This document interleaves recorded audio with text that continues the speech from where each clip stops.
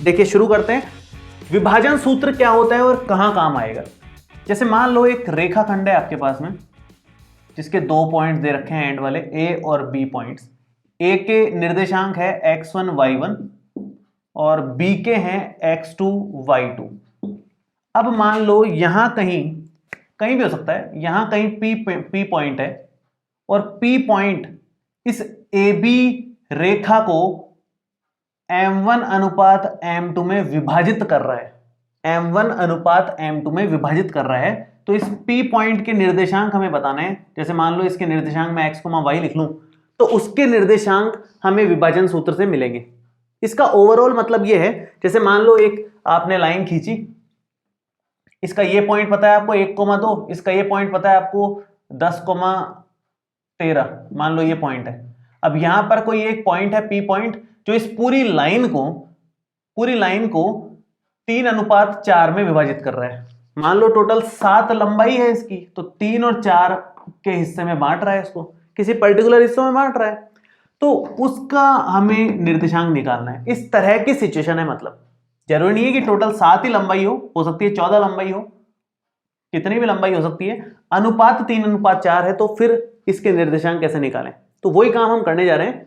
M1 अनुपात M2 में अगर विभाजित कर रहा है अंतः विभाजित, तो फिर हम कह सकते हैं कि P बिंदु के निर्देशांक जो x, y हैं वो आएंगे M1, देखो याद कैसे रखना है, M1 x2 cross M2 cross इधर x1, यूं क्रॉस चलेगा और यूं क्रॉस चलेगा। M1 x2 M2 x1, M1 x2 plus M2 x1 upon में M1 प्लस M2। ये x का मान आया है, ये केवल x का मान आया है, कॉमा y निर्देशांक कैसे मिलेगा इसका। y निर्देशांक का फॉर्मूला है M1 y2, फॉर्मूला थोड़ा बड़ा है, M1 y2 प्लस में M2 y1 अपॉन में M1 प्लस M2।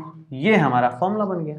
ठीक है, मैं एक छोटा सा एग्जांपल ले लेता हूं, आपको और बेटर समझ में आएगा कि क्या है विभाजन सूत्र और कैसे लगा रहे हैं हम लोग। देखो मान लो एक एग्जांपल ले रहे हैं हम लोग, ये पॉइंट A है, ये पॉइंट B है। पॉइंट A है मान लो -1,3 और पॉइंट B है मान लो 2,5। अब हमारे को यहां पर P पॉइंट दे रखा है जो इन दोनों को मान लो, मैं एकदम रैंडम एग्जांपल ले रहा हूं, मान लो ये 2:3 में विभाजित कर रहा है। 2:3 में ये P पॉइंट इस लाइन को विभाजित कर रहा है। तो अब हमें इस P बिंदु के निर्देशांक बताने हैं। तो कैसे बताएंगे P बिंदु के निर्देशांक, मान लो x, y है, सूत्र हमने अभी अभी देखा, मैं डायरेक्ट वैल्यू इसमें रख रहा हूं, सूत्र वापस से नहीं लिख रहा हूं, है ना। तो x, y ये कितना आएगा, देखो M1 x2, आप M1 x2 plus M2 x1 upon M1 plus M2 ये तो सब याद रखना ही है।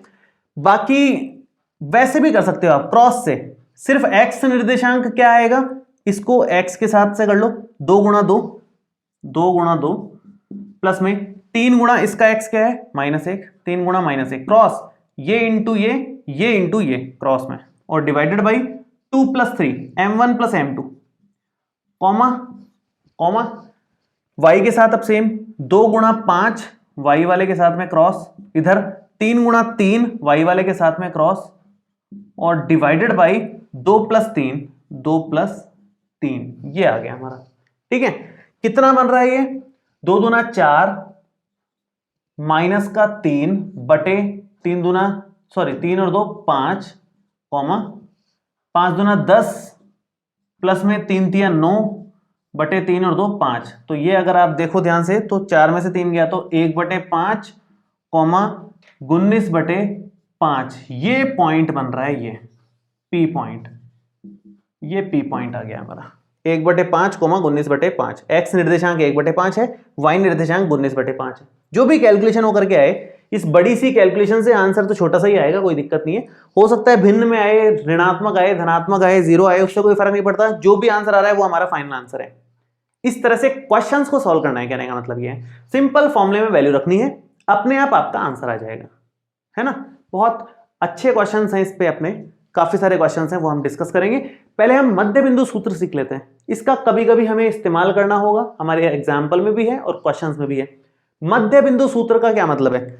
मान लो यही रेखाखंड है ए और बी वाला ही, ये ए ले लिया मैंने, ये ले लिया बी। ए के निर्देशांक है x1 y1 और बी के निर्देशांक है x2 y2, और एकदम मध्य में, इस बार मध्य बिंदु सूत्र निकाल रहे हैं तो मध्य में P बिंदु है जिसके निर्देशांक x और y है, वो हमें निकालने हैं। अब अगर ये मध्य में है तो इसका मतलब ये और ये हिस्सा बराबर है, तो 1:1 में विभाजित कर रहा है एक तरीके से, 1:1 में विभाजित कर रहा है एक तरीके से। मध्य बिंदु का मतलब समान अनुपात में विभाजित कर रहा है, तो 1:1 बराबर बराबर है दोनों के दोनों। अब कैसे निकालें?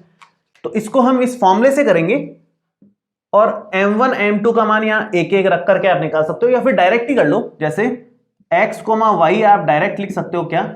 x निर्देशांक देखो, x के साथ क्रॉस कर लो, 1 गुणा x2 प्लस में 1 गुणा x1 और बटे में 1 + 1, m1 + m2 होता है बटे में, तो 1 + 1 ये x निर्देशांक आया। y निर्देशांक क्या आएगा? 1 गुणा y2 प्लस में 1 गुणा y1 और बटे में 1 + 1, वापस से सेम वही m1 + m2। कितना बन रहा है ध्यान से देखें, ये बन रहा है x2 + x1 बटे 2, y2 + y1 बटे 2। तो सीधा करके अगर इसको लिखना है तो x, y हमारा मध्य बिंदु जो आया वो आया, x1 + x2 लिखो या x2 + x1 लिखो, कोई फर्क नहीं पड़ेगा, तो मैं x1 + x2 लिख रहा हूं। सेम ऐसे ही y1 + y2 लिखो या y2 + y1 लिखो, उससे कोई फर्क नहीं पड़ रहा, तो मैं ये लिख रहा हूं।